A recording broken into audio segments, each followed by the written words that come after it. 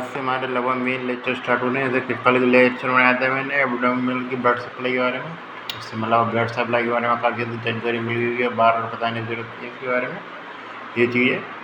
तो अब हमारा उद्देश्य है जो हम सिस्टमेटिक तरीके से प्रत्येक ऑर्गन प्रत्येक चैप्टर के बारे में डिस्कशन करेंगे। पहला चैप्टर जो रहने वाला है वो रहने वाला है हमारा पेरिटोनियम एब्डोमिनल कैविटी के बारे में, या पेरिटोनियम ले देता हूँ वो सारा चीज़ हो जाएगा।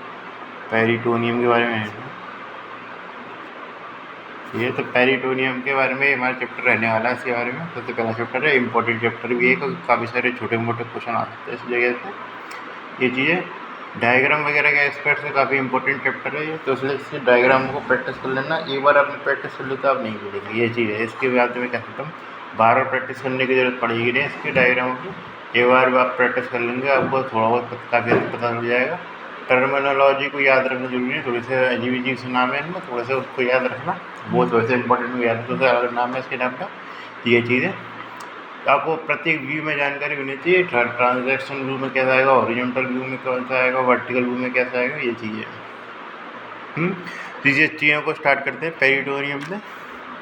पेरिटोनियम की बातचीत करें तो उसके आधार पर पेरिटोनियम ऑर्गन की लेयर होती है, ऑर्गन को सराउंड करने वाली जो इस तरीके से एब्डोमिनल ऑर्गन को सराउंड करने वाली लेयर होती है। उसके कितने पार्ट होते हैं, पेरिटोनियम के 2 पार्ट होते हैं। तो क्या कहते हैं, पेरिटोनियम की लेयर्स होती है हमारी तो पैराइटर पेरिटोनियम,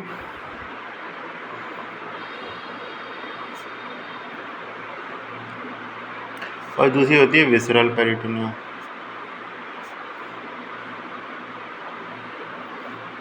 पैराइटल पेरिटोनियम कैसे होती है, जो इस तरीके से जो हमारे एब्डोमन की जस्ट पीछे की साइड होती है। जैसे मैं बताऊँ ये विसरा ऑर्गन है ये, यहाँ पे हमारी ये पेरिटोनियम ने एड्रेनल कैविटी कवर कर लिया। पीछे से ये तरफ पीछे पोस्टीरियर एस्पेक्ट है क्योंकि हमारे जो ब्लड सप्लाई होती है एब्डोमिनल आइटम उसको तो इतनी पेरिटोनियम के अंदर नहीं आती, वो तो रेट्रो पेरिटोनियल स्पेस में आती है, पोस्टीरियर साइड है जिसमें किडनी वगैरह भी आती है, तो वहाँ से ब्लड सप्लाई होती है। तो ये चीज़ होती है, तो ब्लड सप्लाई चलती है जिसके कारण करके एक प्रॉपर एक ऐसा एरिया होता है जहाँ पे पेरिटोनियम का फोल्ड मिलता है। मतलब पेरिटोनियम होती नहीं है पर एक फोल्ड के रूप में मिलती है। तो इससे फोल्ड को क्या कहते हैं, हम क्या कहते हैं, मेजेंट्री कहते हैं। और ये इसको जो बाहर जो एब्डोमिनल कैविटी के बगल में उसे क्या कहते हैं, पैराइटल पेरिटोनियम। और जो इसके तरीके से इसको कवर करने वाले अंदर की साइड है वो कहते हैं हमारी विसरल पेरिटोनियम।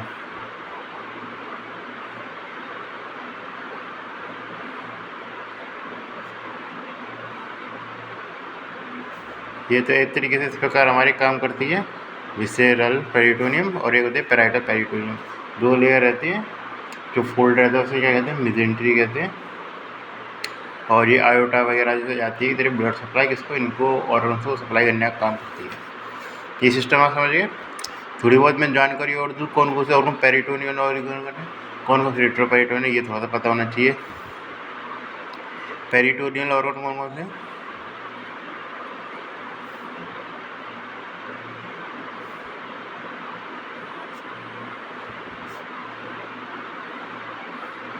पेरिटोनियल ऑर्गन रहते हैं हमारे इस तरीके से पेरिटोनियल ऑर्गन रहते हैं हमारे स्टोमक की वजह से। स्टोमक से इनसे स्टार्ट करना, स्टोमक से काउंट करना स्टार्ट करना है आपको। स्टोमक, फिर उसके बाद क्या कहते हैं, डोडेनम नहीं रहता, जेजुनम और इलियम रहते हैं, जेजुनम एंड इलियम। उसके बाद ये तो कोलोन में आते हैं, कोलोन में याद रखना ट्रांसवर्स कोलोन ही रहता है हमारा, उसके बाद सीधे सिग्मोइड कोलोन रहता है हमारा, जो पार्ट है इस तरीके से पेरिटोनियल ऑर्गन्स का। ये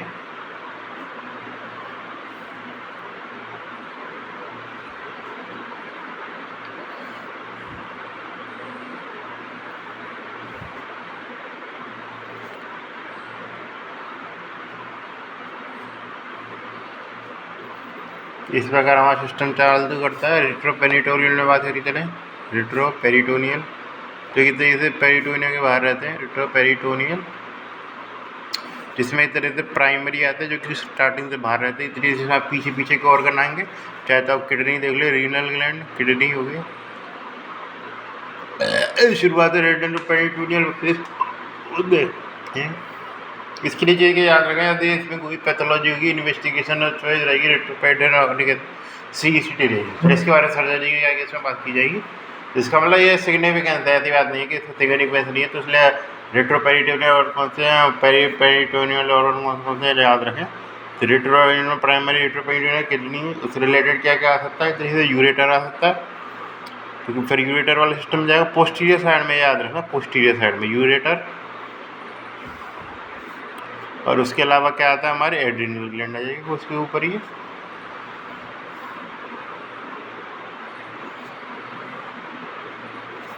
वैसे मैं दिखाऊंगा सुप्रारीनल ग्लैंड ज़्यादा शब्द यूज हुआ है इसका नाम पे, तो सुप्रारीनल मात्र एड्रिनल ग्लैंड ज़्यादा सही शब्द यूज होंगे। तो ये चीज़ है। इस प्रकार हमारे होते हैं पेरिटोनियल ऑर्गन, रेट्रोपेरिटोनियल ऑर्गन। ये मतलब तो प्राइमरी हो, सेकेंडरी मतलब जो कहते हैं एम्ब्रियोलॉजिकली तो होते कहते हैं पेरिटोनियल ऑर्गन थे। जैसे एम्ब्रियोलॉजिकली तो जो पूरा जो हमारा गट होता है तरीके से वो पेरिटोनियम से जुड़ा रहता है। उसके बाद कुछ जो है ऑर्गन है तरीके से पेरिटोनियम से अलग हो जाते हैं। कौन कौन से ऑर्गन अलग होते हैं ये चीज़ ध्यान रखना।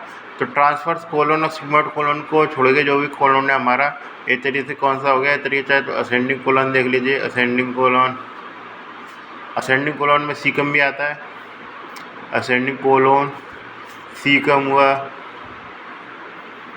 उसके अलावा क्या होगा, हमारा रेक्टम हुआ। उसके अलावा डिसेंडिंग कोलोन भी है, डिसेंडिंग कोलोन। ये सारे किस में आते हैं, तरीके कोलोन वाले पार्ट होते हैं जो इधर रेट्रोपेरिटोनियल है। बाकी जो मेन आपको जानने का इसमें वो है एक तरीके से आपके लिए ड्यूडेनम और pancreas, pancreas and comma duodenum. इस प्रकार हमारे होते हैं तरीके से पेरिटोनियल ऑर्गन, रेट्रोपेरिटोनियल ऑर्गन, और इस प्रकार होते हैं। इसमें थोड़ा सा मेंशन कर रखा है pre gut, foregut, midgut, hindgut के बारे में। फॉरगट के बारे में पता चलता है कहाँ तक रहता है। तो फॉरगट रहता है हमारा इस तरीके से जो भी हमारा जो ऊपर की सीलियर ट्रंक जो सप्लाई करते हैं इस तरीके से वो रहती है हमारे फॉरगट। सीलियर ट्रंक कहाँ से सप्लाई करता है, तो हमने बात करी थी गैस्ट्रो एपिफ्लोइक आर्टरी की, मतलब गैस्ट्रो एपिफ्लोइक को, तो ये पेनक्रियाटिको-डोडेनल आर्टरी की। तो पेनक्रियाटिको-डोडेनल आर्टरी सुपीरियर पेनक्रियाटिको-डोडेनल आर्टरी किसकी बात है, सीलियर ट्रंक के। और हमारा जो इंफीरियर पेनक्रियाटिको-डोडेनल आर्टरी थी वो किसकी ब्रांच थी, हमारे इस तरीके से सुपीरियर मेसेंटेरिक आर्टरी की। तो इसमें जो बीच वाला पॉइंट होता है जिसमें ऊपर की साइड जिसपे वो जिसके नीचे एक तरीके से इंफीरियर पेनक्रियाटिको-डोडेनल आर्टरी सप्लाई करेगी, और ऊपर की साइड कौन सी करेगी, हमारी सुपीरियर पेनक्रियाटिको-डोडेनल आर्टरी। एक तरीके से चाहे मैं बता देता हूँ, जो हमारा डोडेनम वाला पार्ट हुआ, डोडेनम वाले पार्ट में तरीके से कौन सी आती है, तो कौन सी थी, सुपीरियर पेनक्रियाटिको-डोडेनल आर्टरी यहाँ तक सप्लाई करती है, कौन सी सुपीरियर पेनक्रियाटिको-डोडेनल आर्टरी। और इधर की साइड से कौन सप्लाई करती है, हमारी इंफीरियर पेनक्रियाटिको-डोडेनल आर्टरी।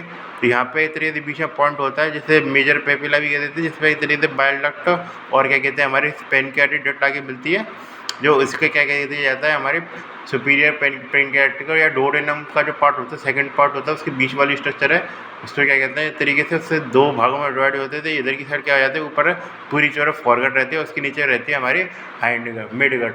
और उसका हाइंड गट कहाँ से रहती है, तो एक तरीके से जो एरिया एक तरीके से हमारी इंफीरियर मेसेंटेरिक आर्टरी सप्लाई कर रही है। इंफीरियर मेसेंटेरिक आर्टरी कौन सी सप्लाई कर रही थी, इंफीरियर मेसेंटेरिक आर्टरी सप्लाई कर रही है ट्रांसवर्स कोलन की तरीके से लेफ्ट साइड में जो 1/3 पार्ट था उसको सप्लाई कर रही थी। उसके अलावा डिसेंडिंग कोलन, सिग्मोइड कोलन और रेक्टम को सप्लाई कर रही थी। तो वो एक तरीके से हाइंड गट में आता है।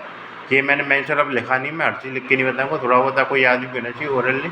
फॉरगट में कौन सा पार्ट आता है, मिड गट में कौन सा पार्ट आता है, हैंड गट में कौन सा पार्ट आता है, ये बात पता होना चाहिए आपको।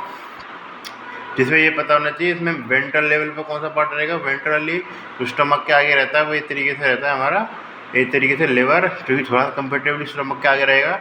और एक तरीके से डॉर्सली कौन सा रहता है हमारा, एक तरीके से स्प्लीन, जो कि एक तरीके से कंपेरेटिवली एक तरीके से पीछे रहेगा हमारा, किसके, एक तरीके से स्टमक के। तो ये इस प्रकार हमारा सिस्टम काम करता है, किसके लिए, एक तरीके से इसके लिए ये। तो इस प्रकार हम आगे चीज़ों को बढ़ सकते हैं कि कैसे कैसे क्या क्या सिस्टम काम करता है, क्या नहीं करता है।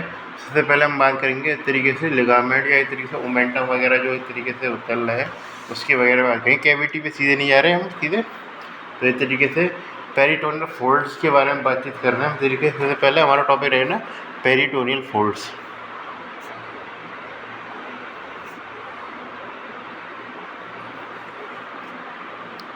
पेरिटोनियल फोल्ड्स में बात कर चला तो एक तो हमारा ये लेवर आता है, जैसे लेवर का डायग्राम बनाया नहीं बना के क्या बात है। तो लेवर का एरिया है एक तरीके से, जिसको हम कहते हैं, इसका नाम पता होना चाहिए। इसको कहते हैं एक तरीके से हमारा लिगामेंटम वीनोसम, क्या कहते हैं, लिगामेंटम वीनोसम ऑफ किसका है, लिवर का। वहाँ से इस तरीके से स्टमक वाला जो पार्ट हो जा रहा है,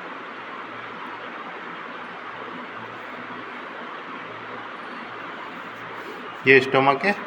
इससे फिर पीछे का आ जाता है हमारा स्प्लीन। ये इस प्रकार हमारा सिस्टम काम करता है। ऊपरी साइड डायफ्राम है, ये बताई जाती है, डायफ्राम है ऊपरी साइड। तो हमारा जो एक तरीके से लिवर और उसके बीच में स्टमक के बीच में एक तरीके से जो कर्वे मीजेंट्री रहती है, एक तरीके से पेरिटोनियल फोल्ड रहता है, उसको हम क्या कहते हैं, एक तरीके से लेसर कर्वेचर। तो इसको हम क्या कहते हैं, लेसर कर्वेचर। पेरिटोनियल फोल्ड है ये तरीके से, ये क्या इसको कहते हैं, लेसर कर्वेचर। मैं लेसर कर्वेचर क्या कहूँ, लेसर ओमेंटम कहते हैं। लेसर कर्वेचर तो ये लेसर कर्वेचर से लेसर ओमेंटम याद रखते थे, लेसर ओमेंटम। और इसलिए ग्रेटर ओमेंटम से इस तरीके ग्रेटर कर्वेचर थी, ग्रेटर ओमेंटम याद रख सकते हैं। तो ये तरीके से ट्रांसवर्स कोलोन तक जाता है, ये जानता है।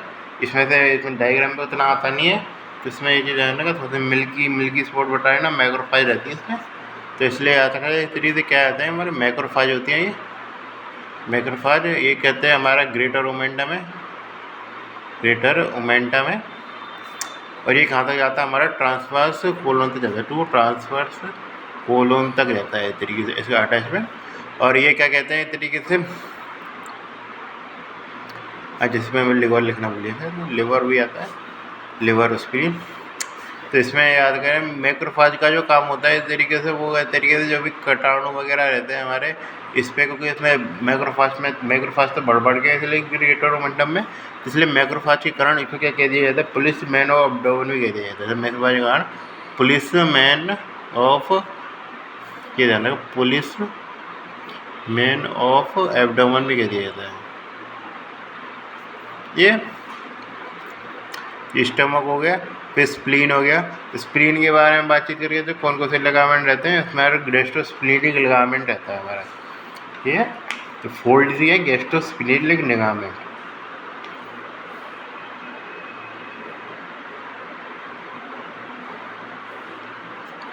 ये हो गया गैस्ट्रोस्प्लीनिक लिगामेंट। उसके अलावा क्या रहता है हमारा, एक तरीके से जो हमारा एक तरीके से ये चीज़ ध्यान रखें, किडनी और डायफ्राम के बीच में भी लिगामेंट रहता है, उसको मेंशन किया नहीं जाता, लेकिन फिर भी हम उसको आगे डायग्राम मेंशन कर देंगे। ये इसका ये है, तो इस प्रकार हमारे साथ होता है गैस्ट्रोस्प्लीनिक लिगामेंट। और एक लिगामेंट होता है हमारा डायफ्राम के बीच में भी होता है, उसे कहते हैं गैस्ट्रोफेनेट लिगामेंट। ये ध्यान रखें, गैस्ट्रो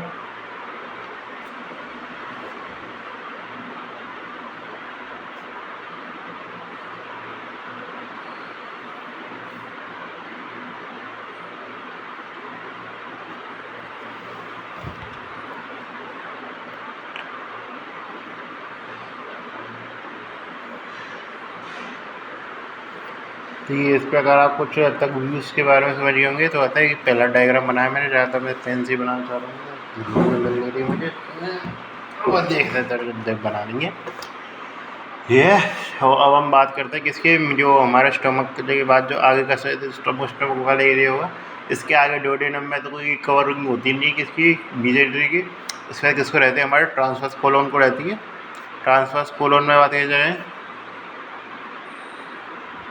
जो मीजेंट्री जो होती है इस तरीके से, वो किसके ऊपर होती है, पेनक्रियास के ऊपर है। देखो पेनक्रियास रेट्रोपेरिटोनियल ऑर्गन है, और जब भी आपने थोड़ा बहुत देखा हो तो पेनक्रियास जो ट्रांसवर्स कोलोन है पेनक्रियास के आगे ऊपर ही रहता है, तो इसलिए उसकी मीजेंट्री किसमें मिलेगी हमको, पेनक्रियास में मिलेगी। मीजेंट्री ऑन क्या कहते हैं, anterior surface of pancreas.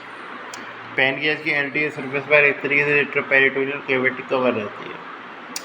Last में बात करके चलें इस तरीके से, जो हमारा जेजुनम और एलियम वाला पार्ट हुआ उसमें तो डोडेनम में तो कवर रहती नहीं है, ट्रांसवर्स से ज़्यादा आगे हो गया। मैं पहले एक बार भी ये बात करते हैं जेजुनम और एलियम पे।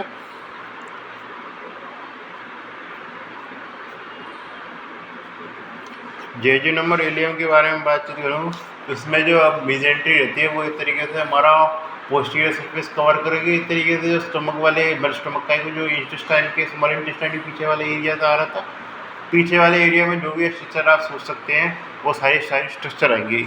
रूट वैल्यू में कुछ होता है, रूट वाले एरिया पे कौन कौन सी स्ट्रक्चर आपको मिल सकती है, इस तरीके से ये पता होना चाहिए।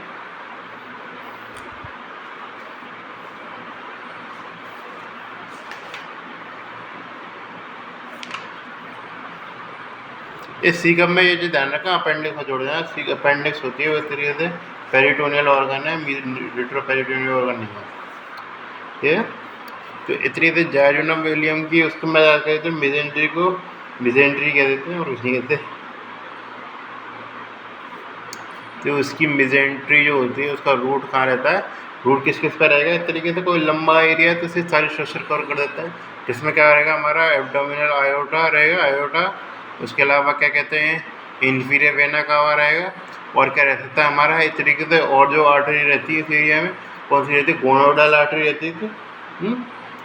गोनोडल आर्टरी हो जाएगी इस तरीके से।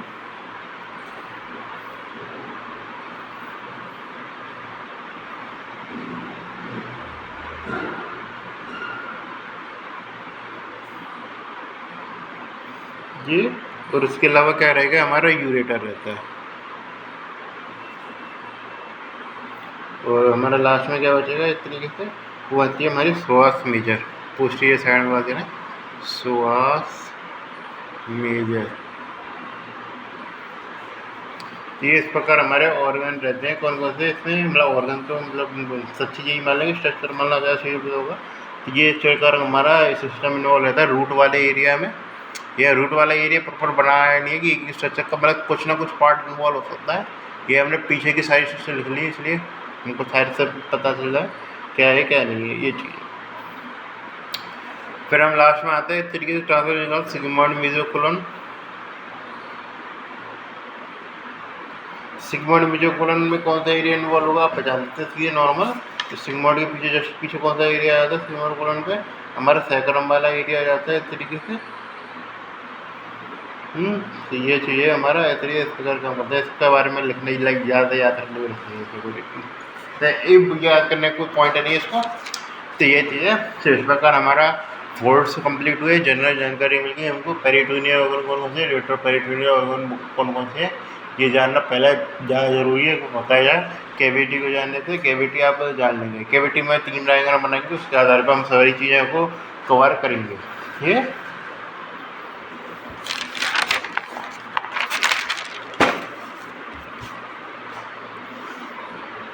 तो कैविटी में पहला डायग्राम जो बना रहे हैं इस तरीके से ट्रांसवर्सली बना रहे हैं डायग्राम को। ये ट्रांसवर्सली क्या होता है हमारा, सबसे पहले क्या आएगा इस तरीके से लिवर आएगा।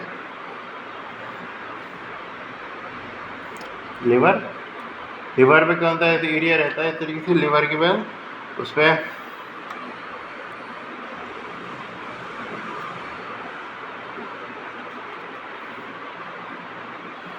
लिवर के पीछे जैसे रहेगा स्टमक। ये स्टमक वाला एरिया है हमारा। ये पेरिटोनियल कैविटी चलो बाद में बना देंगे इसको। स्टमक के पीछे की साइड क्या रहेगा हमारा, जो एक तरीके से रेट्रो पेरिटोनियल ऑर्गन आ जाता है हमारा पेनक्रियास। स्प्लीन नहीं दिखेगा क्योंकि इसमें हमने उड़ा दिया स्प्लीन को। ये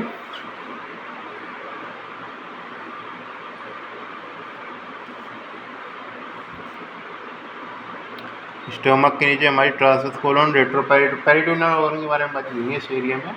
तो ट्रांसवर्स कोलोन के बाद हमारी स्मॉल इंटेस्टाइन आ गई डोडियनम को छोड़ के। ठीक है, और इधर की साइड हमारा पीछे की साइड क्या आ जाएगा हमारा सिग्मोइड कोलोन।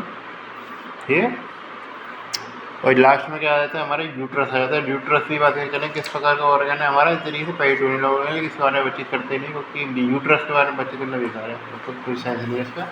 ये चीज़ है। एनाल कैविटी वो तेरी पोस्टेरियर रहती है तो उसका कोई ऐसा सेंस नहीं है। हमारा इस तरीके से ये चीज़ है कि सिग्मोइड कोलोन हुआ, कौन कौन से रहते हैं हमारे ये चीज़ जानने का। सिग्मोइड कोलोन है, सिग्मोइड कोलोन। तो उसके अलावा क्या गया स्मॉल इंटेस्टाइन, और इसके अलावा क्या गया हमारा ट्रांसवर्स कोलोन। ये हो गया हमारा पेनक्रियास। और इसके अलावा पेनक्रियास के अलावा कौन गुजर रहा है हमारा एब्डोमिनल आयोटा, क्योंकि मेजेंट्री का मतलब क्या है कि उसमें आयोटा होगा और आयोटा सप्लाई करेगा इस तरीके से मेजेंट्री में जाके। इस तरीके से ये इसका सिस्टम है। सीलर ट्रंक तो मैं वो अलग से दिखाना पड़ेगा उसके लिए, तो उसको मैं अभी दिखाने नहीं वाला। तो सीलर ट्रंक के अलावा बात करके चलें तो मैं उसको भी दिखा सकता हूँ इस तरीके से मेजेंट्रिक आर्टरी वगैरह वाला एरिया का। तो इस तरीके से कौन सी थी हमारी सुपीरियर मेजेंट्रिक आर्टरी थी, वो किसको सप्लाई कर रही थी हमारे मेन रूप से किसको, जोजिनम और एलियम को सप्लाई करती है। ट्रांसवर्स कोलन की 2/3 को भी सप्लाई करती है हालांकि, लेकिन उसको हकीकत में दोनों में कंसिडर कर सकते हैं। उसको आप दिखाना इतना आसान नहीं है, लेकिन चीज़ अगर रखें तो इस तरीके से हमें या फिर इससे आप लगा सकते हैं सुपीरियर मेसेंटेरिक आर्टरी को सप्लाई कर रही है हमारे स्मॉल इंटेस्टाइन को। उसके अलावा और जो हमारा कौन सा एरिया आ जाता है, हमारा इंफीरियर मेसेंटेरिक आर्टरी, जो कि किसको करेगी, हमारे सिग्मोइड कोलन के वाले एरिया को करेगी। और उसके अलावा क्या करती है, डिसेंडिंग कोलन को भी सप्लाई करती है, लेकिन वो हमारा क्या कहते हैं, रेट्रोपेरिटोनियल ऑर्गन, पेरिटोनियल ऑर्गन है। ये क्या है कि हमारे इंफीरियर मेसेंटेरिक आर्टरी, ये डायग्राम आप बना सकते हैं, थोड़ा सा बना के देखना जरूरी है। बाकी मतलब जैसे ऐसा आपने यदि आपने मेडिकल कॉलेज में तो होंगे मेरे साथ में, जैसे आपके यहाँ टॉपिक शुरू हो गया तो उसमें आपको डायग्राम बनाने को देंगी, इसकी इंपॉर्टेंस ज़रूर है। मतलब कोई बात खाली समझने का प्रयास करता नहीं है इस डायग्राम को, काफ़ी सारी चीज़ें आप हल कर सकते हैं। दोनों तीनों डायग्राम बनाएंगे, कभी भी किसी भी डायग्राम बनाने में सोचे तो आपको एक तो टेढ़ा ट्रांस सेक्शन लेके उसका सोचना है, ट्रांस सेक्शन लेके मतलब सीजिए एक वर्टिकल सेक्शन लेके, और ये जो हॉरिजॉन्टल सेक्शन है उससे एक तरीके से सोच के चलना है कि तो सामने से क्या दिखेगा, बगल में कैसे दिखेगा, और बिल्कुल ऊपर से कैसे दिखेगा। यदि हम तीनों चीज़ों को एक संग पहचान के इंटीग्रेट कर पाए, हमें टॉपिक समझ में आ ही जाएगा 100%। मतलब ये कि 100 नहीं, मतलब 300-400% समझ में आ जाएगा ये चीज़ें। तो इसमें हम बात करते रहेंगे कि इसमें 2 चीज़ों के बारे में बातचीत करने, कौन कौन से फोल्ड रहते हैं, लेसर कर्वेचर क्या हुआ है बराबर, उसमें बात करते हैं लेसर सैक और एक तरीके से ग्रेटर सैक। ये तो हमारा रहता है, ये लीवर हुआ, लीवर में एक तरीके से उसके आगे पेरिटोनियल कैविटी चल रही है, पेरिटोनियल कैविटी ये इसके जस्ट पीछे से भी स्टार्ट हो जाता है कर्वेचर एक, ये पीछे से का मतलब ये ऊपर मत समझ लेना उसको, मतलब जैसे समझना है तो बिल्कुल जस्ट ऊपर समझना, कि एंटीरियर में समझना, जिसके आगे का डायग्राम बता दूँ तो कन्फ्यूजन नहीं होगा। ये इस प्रकार काम करता है हमारा ये ऐसा कर्वेचर। ये तरीके इस प्रकार लगाना, जो स्टमक से आगे का वाला जो एरिया होता है तरीके से ग्रेटर सैक रहता है, और हमारा स्टमक से पीछे वाला जो एरिया रहता है वो एक तरीके से किस प्रकार रहता है, हमारा लेसर सैक रहता है। स्टमक एक तरीके से प्रॉपर पॉइंट है इस तरीके इसको पहचानने का, क्योंकि स्टमक के आगे रहेगा। स्टमक के अलावा क्या कहते हैं, तरीके ट्रांसवर्स कोलन में थोड़ा गलत हो जाएगा आगे, ट्रांसवर्स कोलन के भी आगे रहता है ये, और यहीं पे ख़त्म हो जाता है। मतलब इसमें 2 ऑर्गन से रहते हैं मेन, एक जो ट्रांसवर्स कोलन वाला जो एरिया होता है वो, और एक तरीके से जो हमारा जो स्टमक वाला जो पोस्टीरियर पार्ट हुआ वो रहता है ये। फिर हम बच्चा कुचा जो भी एरिया हुआ, चाहे वो इस तरीके से हमारा क्या हुआ, ट्रांसवर्स कोलन वाला एरिया हुआ है ओमेंटम के नाम पे,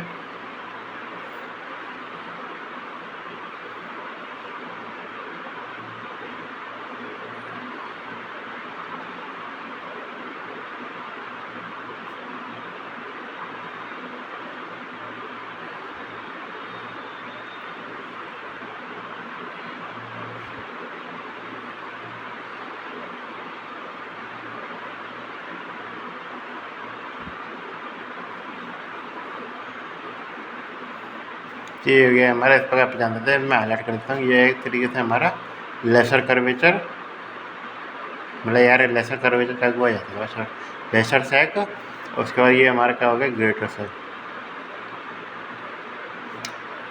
इस प्रकार हमारा सिस्टम चलता है। ये हो गया हमारे इधर से लीवर, स्टमक है, और इसके अलावा और जो ऑर्गन है ट्रांसवर्स कोलन वगैरह हुआ, स्मॉल इंटेस्टाइन, सिग्मोइड कोलन। ये हमारा क्या रहता है, यूट्रस रहता है। यूट्रस में एक और पार्ट बताऊँ तो मैं, इस तरीके से इसके जो पीछे की साइड रहता है एनल कैनाल होते हैं तरीके से पीछे हमारे, यहाँ रहती है हमारी एनल कैनाल, और यहाँ आते हैं हमारा यूट्रस। जैसे बीच में पाउच रहता है हमारा, इसका पाउच होता है हमारा विट्रो यूटेराइन पाउच, जैसे पाउच और डगलस के देते हैं विट्रो यूटेराइन पाउच भी कहते हैं, जैसे क्या कहते हैं तरीके से पाउच ऑफ डगलस भी कह देते हैं। ये retroperitoneal pouch, pouch of Douglas भी कह दिया जाता है। क्या खास बात है, इसलिए मोस्ट डिपेंडेंट पार्ट होता है एक तरीके से, इसका मोस्ट डिपेंडेंट पार्ट इन किसमें, इन स्टैंडिंग पोजीशन, ये इस तरीके से इसका इम्पोर्टेंस है, बाकी ऐसी कुछ खास इम्पोर्टेंस है नहीं है इसकी। ये सो इस प्रकार आप समझ गए कि कौन कौन से हमारा किस प्रकार स्ट्रक्चर होने का बहुत सा आइडिया लग जाना चाहिए इसके डायग्राम के आधार पर हमको क्या है क्या नहीं है, कोई किस प्रकार हमारा सिस्टम काम कर रहा है।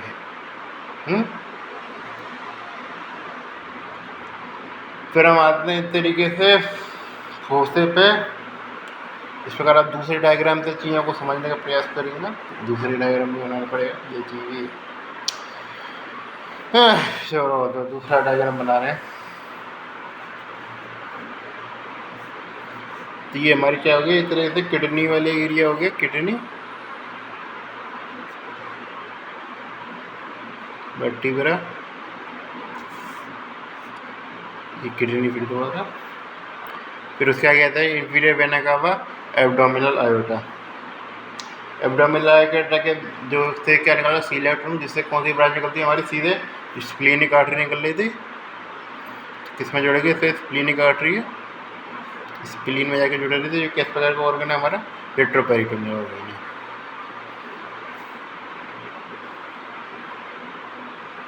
है। ये और स्प्लीनिक आर्टरी से हमारी कौन सी ब्रांच निकल रही है, स्प्लीनिक आर्टरी से आवाज़ निकलती है हमारी right gastro epiploic artery. Right gastro तो नहीं, मतलब हाँ राइट गैस्ट्रो, ये राइट गैस्ट्रो एपिप्लोइक आर्टरी कौन सी निकलती है, राइट साइड में right gastro epiploic artery, splenic artery का ब्रांच है। ये आ गया हमारा स्टोमक। फिर इस हिसाब से स्टोमक आ गया, स्टोमक ये। फिर उसके अलावा क्या हो गया, हमारा लिवर वाला पार्ट आ गया। स्टोमक क्या आ गया, लिवर का पार्ट।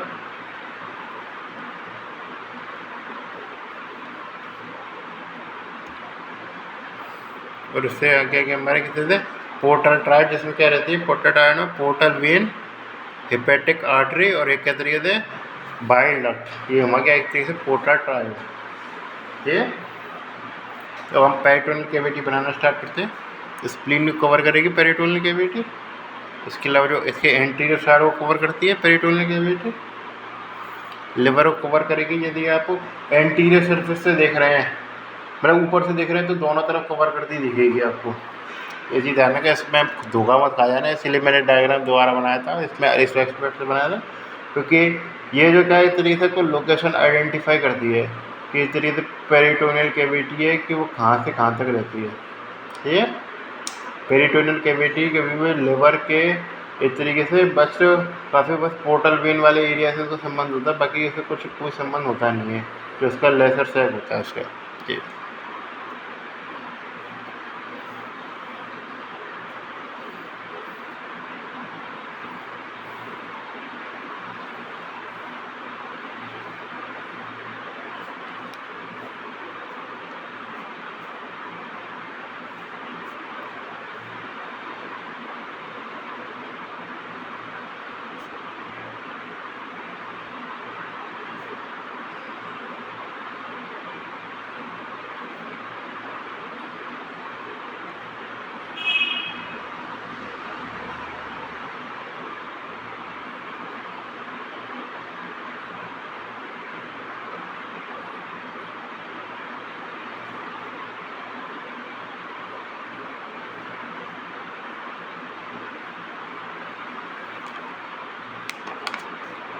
ये तो इसमें ये हाईलाइटेड पॉइंट याद रखना है, इसका ये कौन सा एरिया हमारा, लेसर सैक है, लेसर सैक। और ये जो फोरामेन इसे इस तरीके से ग्रेटर रोमेंडम किसमें जुड़ रहा है, हमारा ग्रेटर सैक किससे जुड़ रहा है, लेसर सैक से। इसको फोरामेन को कहते हैं हमारा फोरामेन ऑफ विंसलो। इसका क्वेश्चन आ सकता है हमारा फोरामेन ऑफ विंसलो, जिससे क्या होता है हमारा बिटवीन किसके, लेसर सैक एंड किसके बीच में, एंड ग्रेटर सैक के बीच में। ये लेसर सैक और ग्रेटर सैक के बीच में जो फोरामेन होता है उसको क्या कहते हैं, इस तरीके से हमारा फोरामेन ऑफ विंसलो। ये रीनल के केस में ये जो रीनल में बनाया था, स्पिनो रीनल लिगामेंट, मतलब लीनो रीनल लिगामेंट ये था, होता है इस तरीके से क्या है, लीनो रीनल लिगामेंट। तो फोरामेन विजुअल याद रखें, इससे आप बाउंड्री का हिसाब लगा सकते हैं। आप कैसे निकालनी है बाउंड्री का हिसाब, जिसकी ऊपर की साइड याद रखना है। इससे बस ये चीज़ है ना, सुपीरियर साइड पे क्या आता है, सुपीरियर साइड पे आता है हमारा कोऑर्डिनेट लोब। बाकी सेम आप पॉइंट हिसाब लगा सकते हैं। लेसर से क्या क्या आ रहा है, पोर्टर ट्रायड आ रहा है। पोर्टर ट्रायड में सारी चीज़ें आ सकती हैं हमारे इस तरीके से, क्या हमारी बाइल डक्ट हुई, इस तरीके से हेपेटिक आर्टरी हुई, हेपेटिक वेन हुई, वो आती है। पोस्टीरियर साइड पे क्या आता है हमारा, इस तरीके से क्या चल रहा है हमारा इंफीरियर वीना का हुआ है। और कौन से लेवल पे रहता है हमारा, T12 वाले लेवल पे रहता है मोस्ट प्रोमिनेंट ये। तो T12 लेवल पे जो रहता है इस तरीके से ऐसे ही रहता है पूरा में ये। तो इस प्रकार हमारा सिस्टम काम करता है। फिर बच्चे कुछ स्पेस की बात करें चले, तो हमारा आता है राइट पोस्टीरियर इंट्रापेरिटोनियल कंपार्टमेंट। ये चीज़ ध्यान रखना है किस किस के बीच में रहता है हमारा, ये रहता है हमारा लेवल और एक तरीके से हमारा ट्रांसवर्स कोलन वाले एरिया के बीच में रहता है। जैसे लिवर जो था हमारा ये, और उसके बाद जो नीचे हमारा ट्रांसवर्स कोलन जो हो रहा है इस तरीके से, उसके बीच में जो एरिया रहता है वो इस तरीके से वो रहता है हमारा राइट पोस्टीरियर इंट्रापेरिटोनियल कंपार्टमेंट। इसका लंबा नाम याद रखने जगह आप सीधे याद रख सकते हैं उनका, मॉरिसन्स पाउच। मॉरिसन्स पाउच। इसमें कौन सा बाउंड्री बता सकते हैं, एंट्री पोस्टीरियर इनफेरली क्या होगा हमारे, पहले से एंटीरियरली क्या होगा हमारा इस तरीके से लिवर होगा, और उसके अलावा पोस्टीरियरली क्या होगा हमारा एक तरीके से किडनी होगी। ये चीज़ आना है, किडनी होगी सिर्फ पोस्टीरियरली। और क्या रहेगा इस तरीके से पोस्टीरियरली और इन्फीरियरली के भी क्या रहते हैं, पोस्टीरियरली से इन्फीरियरली क्या रहेगी हमारा ट्रांसवर्स कोलन रहेगी, बिलो ट्रांसवर्स कोलन ये। तो इसे क्या कहते हैं, मॉरिसन्स पाउच कहते हैं। मॉरिसन्स पाउच का याद करने का क्या सिग्निफिकेंस है, ये चीज़ भी पता होनी चाहिए। तो होगा तो ये चीज़ ध्यान रखना, मोस्ट डिपेंडेंट पाउच रहता है इन लाइन डाउन पोटेंशियल ये। तो दोनों पाउचों के बारे में पता होना चाहिए। मॉरिसन्स पाउच एक तरीके से मोस्ट डिपेंडेंट होता है इनके लाइन डाउन पोजीशन। देखिए इस तरीके से जो इन हमारा क्या ये मॉरिसन्स पाउच ठीक है, इस तरीके से मोस्ट डिपेंडेंट पार्ट इन्हें किसमें, लाइंग डाउन पोजीशन। तो लाइन डाउन पोजीशन में मोस्ट डिपेंडेंट पार्ट रहता है ये। बच्चों को जो और की बात कर लेते हैं, तो ये आता है हमारा पहला राइट इंटीरियर इंट्रापेरिटोनियल कंपार्टमेंट। तो राइट इंटीरियर इंट्रापेरिटोनियल कंपार्टमेंट कौन सा कंपार्टमेंट होगा इस तरीके से, क्योंकि हमारा लिवर और किसके बीच में रहता है, हमारा लिवर और डायफ्राम के बीच में रहता है, हमारे लिवर और डायफ्राम के बीच में रहता है। ठीक है, इस कंपार्टमेंट रहता है। तो लिवर और डायफ्राम के बीच में क्या रहेगा हमारा, ये सुपीरियर साइड में right anterior intraperitoneal compartment, right anterior. या फिर हम बनाए तो लिवर हो गया हमारा, लिवर लिवर में स्टमक हो गया, जैसे डायफ्राम है इसलिए डायफ्राम याद रखना, डायफ्राम में लिवर में एक तरीके से लेफ्ट रो राइट रो। तो इसकी ये चीज़ रहने का, जो राइट साइड में जो रहता है हमारा क्या रहता है, राइट एंटीरियर इंट्रापेरिटोनियल कंपार्टमेंट। और इसके इधर की साइड क्या रहता है, लेफ्ट एंटीरियर इंट्रापेरिटोनियल, पहले लेफ्ट एंटीरियर के को जो हमारा सेकंड रहेगा लेफ्ट एंटीरियर इंट्रापेरिटोनियल कंपार्टमेंट। ठीक है, इस प्रकार समझिए। लेफ्ट पोस्टीरियर इंट्रापेरिटोनियल कंपार्टमेंट का दूसरा नाम भी है जिसे हम कहते हैं लेसर सेट। कीजिए इस प्रकार हिसाब लगा सकते हैं, तो इससे लेसर सेट का बता देते हैं। तो राइट एंटीरियर इंट्रापेरिटोनियल कंपार्टमेंट है, क्योंकि हम इसको यूँ देख रहे हैं, एंटीरियर साइड से देखना है। एंटीरियर साइड से सुपीरियर में भी ये आ रहा है, तो उसमें क्या आता है राइट एंटीरियर इंट्रापेरिटोनियल कंपार्टमेंट, जो उससे क्या कहते हैं इसलिए है। फिर क्या आता है हमारा लेफ्ट, पहली बात तो कंपेरेटिवली लेफ्ट साइड में मिलेगा, और क्या ऐसा मिलेगा पोस्टीरियर मिल जाएगा। तो लेफ्ट पोस्टीरियर इंट्रापेरिटोनियल कंपार्टमेंट तो क्या आता है लेफ्ट पोस्टीरियर इंट्रापेरिटोनियल कंपार्टमेंट। तो लेफ्ट पोस्टीरियर इंट्रापेरिटोनियल कंपार्टमेंट कौन सा रहता है हमारा, लेसर सैक रहता है। ठीक है, फिर इसके अलावा ये तो पोस्टीरियर, ये तो एंटीरियर वाला ऐसा क्या रहेगा, तो उसका खाली बस यही नाम है।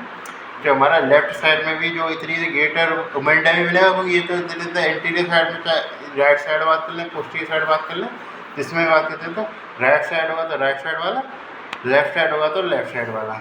ये ऊपर आप बात रख सकते हैं यदि इसमें देखें तो इसमें बताया तुम, यदि ये राइट साइड में तो राइट क्या होता होगा, राइट पूरा नाम लिखा है, राइट में पूरा नाम लिखूँगा, राइट एंटीरियर इंट्रापेरिटोनियल कंपार्टमेंट, ठीक है। और ये हो गया हमारा लेफ्ट एंटीरियर इंट्रापेरिटोनियल कंपार्टमेंट, ठीक है। और ये जो इस तरीके से एरिया रहता है जहाँ पर पेरिटोनियल कवरिंग नहीं होती उसे कहते हैं हमारे तरीके से बेयर एरिया, और क्या कहते हैं, बेयर एरिया और डायफ्राम के बीच में जो हमारा हिस्सा मिलता है, चाहे आप इसे इस जगह भी देख सकते हैं, तो बेयर एरिया और डायफ्राम के बीच में जो हिस्सा मिलता है उसे कहते हैं मेरे तरीके से right extra peritoneal compartment. Peritoneum पे नहीं आ रहा है, पेरिटोनियम में नहीं आ रहा, तो इस प्रकार ये चीज़ है। तो उस प्रकार आप आगे बढ़ते हैं जिसमें आता है हमारा इस तरीके से, जिसमें वो सारी चीज़ें हो गई जब कुछ वजह से ना, ये इस प्रकार हमारा चैप्टर खत्म हो गया। ये मतलब कि आप डायग्राम बना के थोड़ा सोचेंगे तो आपको थोड़ा सा आसान रहेगा। इससे है स्ट्रक्चर मैंने क्यों बताया, क्योंकि मैं बताता कि क्वेश्चन जो आते हैं जिससे बाउंड्री पे आते हैं, अब आप किसी चीज़ की बाउंड्री के हिसाब लगा सकते हैं। जैसे पाउच और डगलस पूछे, काफ़ी कॉमन क्वेश्चन है, हिसाब लगा सकते हैं। एंटीरियरली क्या रहेगा उसके, हमारा यूट्रस रहेगा, पोस्टीरियरली क्या रहेगा, रेक्टम रहेगा। इंफीरियरली क्या हिसाब लगा सकते हैं, इंफीरियरली कुछ नहीं, फ्लोर और पाउच रहते हैं, कुछ नहीं रहता, या पेरिनियल स्किन का गाली। फिर हम आते हैं लेफ्ट एंटीरियर इंट्रापेरिटोनियल कंपार्टमेंट। तो लेफ्ट एंटीरियर में क्या आ जाता है, इधर की साइड ही है लेफ्ट एंटीरियर इंट्रापेरिटोनियल कंपार्टमेंट, उसमें लगा सकते हैं एंटीरियरली क्या रहेगा, एब्डोमिनल वॉल रहेगी। पोस्टीरियरली क्या रहेगा, हमारा लिवर रहेगा। इसके ऊपर क्या रहेगा, ऊपर यह ध्यान रखना हमारा ट्राइंगुलर लिगामेंट रहता है, बस इतना ज़्यादा याद रखनी जरूरत है।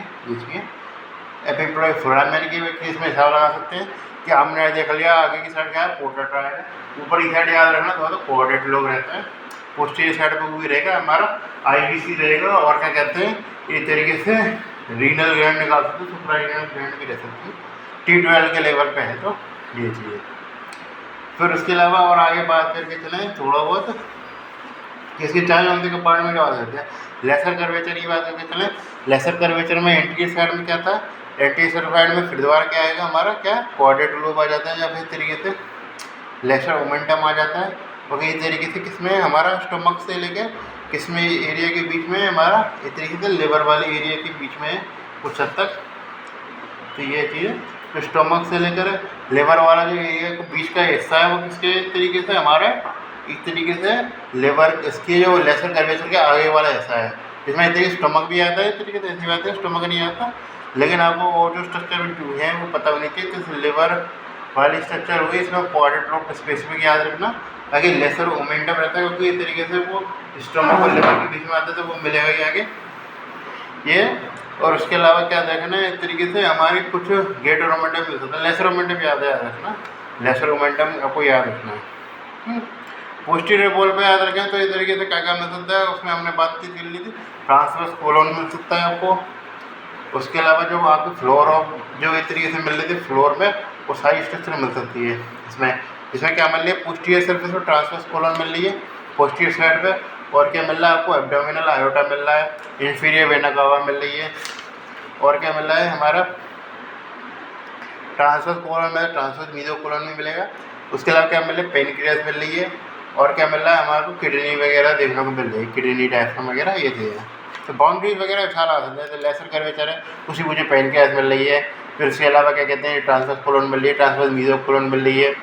फिर एब्डोमिनल आयोटा वैसे इसमें मेंशन करने रहता है, बाकी आप उसको लिख सकते हैं चाहे तो। ये एब्डोमिनल आयोटा इंफीरियर वेन का दोनों लिख सकते हैं, एब्डोमिनल आयोटा ज़्यादा लिखना वैसे ऐसा नहीं है, उसका वैसे जो है स्प्लीनिक आर्टरी भी लिख सकते हैं, और पेनक्रियास चाहिए ये इस प्रकार है। और आपको इस भी कंपार्टमेंट पूछा था, राइट एंटीरियर इंफीरियर कंपार्टमेंट पूछे, राइट एंटीरियर इंफीरियर कंपार्टमेंट क्या था, ये वाला था। राइट एंटीरियर इंफीरियर कंपार्टमेंट पे एंटीरियर सर्फेस पे पूछे, एंटीरियरली क्या आएगा इस तरीके से डायफ्राम या एंटीरियर एब्डोमिनल बॉडी देखने मिलेगी मेन तो, और पोस्टीरियरली क्या आएगा हमारा एंटीरियर सर्फेस और लिवर देखने मिलेगा। ये इसमें सुपीरियरली ध्यान रखना, इसमें सुपीरियरली थोड़ा सा याद रखना दोनों में। इसमें सुपीरियरली इसमें तो क्या था, लेफ्ट वाले में सुपीरियर में था लेफ्ट ट्राइंगुलर लिगामेंट, ये बता रहा हूँ। इसमें सुपीरियरली क्या है, एवॉफ क्या मिल रहा है हमको, लेफ्ट ट्राइंगुलर लिगामेंट में देखना, ट्राइंगुलर लिगामेंट देखने मिल रहा है। और राइट एंटीरियर पोस्टीरियर वाले में क्या देखने मिल रहा है हमको, कोरोनरी लिगामेंट देखने मिल रहा है। सुपीरियरली कहते हैं कोरोनरी लिगामेंट देखने मिल रहा है। तो अगर लिवर के हिस्से याद रखेंगे तो ज़्यादा सही रहेगा। ये चीज़ें लेफ्ट साइड में क्या रहेगा इसके, जैसे फ्यूजिफॉर्म लिगामेंट है उसके बारे में तो वीडियो आ जाएगा। फ्यूजिफॉर्म लिगामेंट बीच में रहता है इसके तरीके से लिवर के दोनों लोब से ये। फिर इसके अलावा क्या रहेगा हमारा राइट साइड में, ये चीज़ें बताएं और ऐसा याद रखने का है नहीं। सारे चीज़ स्पेस के वगैरह बातचीत कर ली हमने एक ही बार में। ये चीज़ होती है एक तीर से कर ले साइड निशानी कर दी हमने। ये डायग्राम आप बना के याद रखेंगे तो आता आपको मतलब इसका क्वेश्चन में खास सिग्निफिकेंस है। ये क्वेश्चन में आपको सीधे तो लंबा क्वेश्चन नहीं देगा, जैसे कई क्वेश्चन छोटे छोटे आते हैं, लेकिन आप क्या है इनको बना के सीखेंगे तो क्या है आपको ज़्यादा समझ में आएगा कंपेरेटिवली। बस यही बात है और कोई ऐसी बात नहीं है इस केस में। ये चीज़